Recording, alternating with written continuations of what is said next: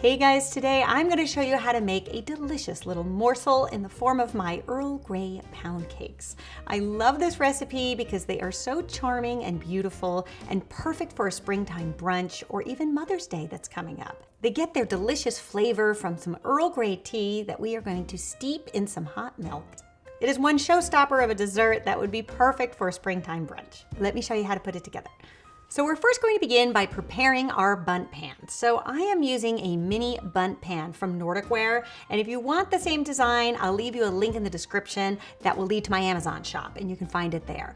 But if you don't have a mini Bundt pan, you can also make this in a full-scale Bundt pan, but I would just double the recipe. So I'll leave that version in the description as well, so you'll have both. Then in a saucepan, we're going to warm half a cup of whole milk.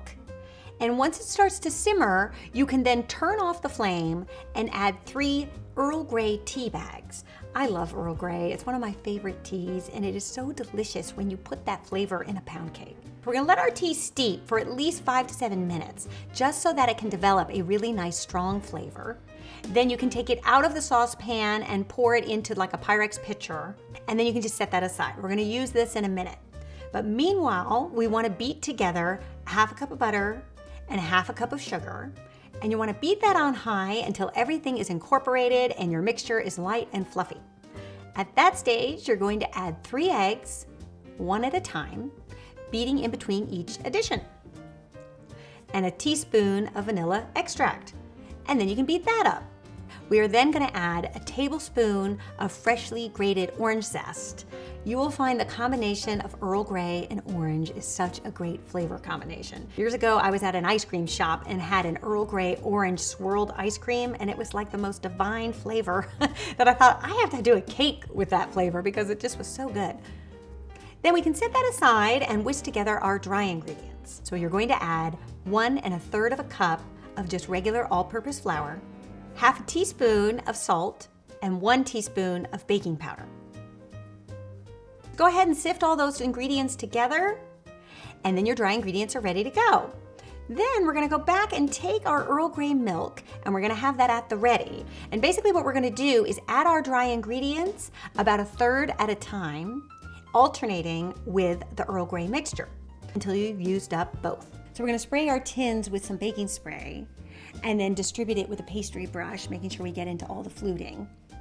So now I like to use a ice cream scoop. So not the full size scoop, but maybe the one that's a little bit smaller. And spoon in your batter just on each side of the tin. You wanna go about 3/4 of the way up. Then it's perfectly fine to go in there afterwards with a paper towel and just make sure that there's no batter kind of riding up the side of the center, because it'll bake on that way and it won't look so pretty when it's done. And then another good thing to do once all your batter is in is to take your pan and give it a whack on the countertop, because that will release a lot of the air bubbles that are in the batter. And sometimes you can't see those air bubbles, and what happens is if you don't tap it down, you'll notice when you flip those cakes out, at the very top you'll start to get little air pockets that will ruin your beautiful design. So that's happened to me in the past. So I do recommend tapping down that batter and making sure that everything is filled into those nooks and crannies. Then we're gonna bake our cakes at 350 degrees Fahrenheit for just 20 minutes. The cake will be springy to the touch and a toothpick should come out clean. And then you do wanna let them cool down a bit before you attempt to reverse them, because as the cake cools, it will have a lot more structure to it and won't be as delicate. Then you can go in with a little knife or a spatula and just loosen them up around the edges. And then I like to take a cooling rack and put that on top of the pan, and then in one fluid motion, give it a flip. And then you'll see all your little cakes will be right side up. Aren't they cute? They're so beautiful and so tasty too, let me tell you. And then the final step with these little cakes is I just like to dust them each with a little bit of powdered sugar and put them on your favorite cake stand. And there you have it, mini Earl Grey Pound Cakes. I love this recipe because the cake is so moist and delicate, and you have that wonderful flavor of the Earl Grey in the background. It's very subtle, but it kind of perfumes the cake in such a beautiful, unexpected way. You could eat this as is for a brunch, or you could also serve it with a big scoop of vanilla ice cream. That wouldn't be bad either. I hope you guys give this one a try and let me know what you think, and I will see you back here next time with another quick and easy recipe. Until then, bye.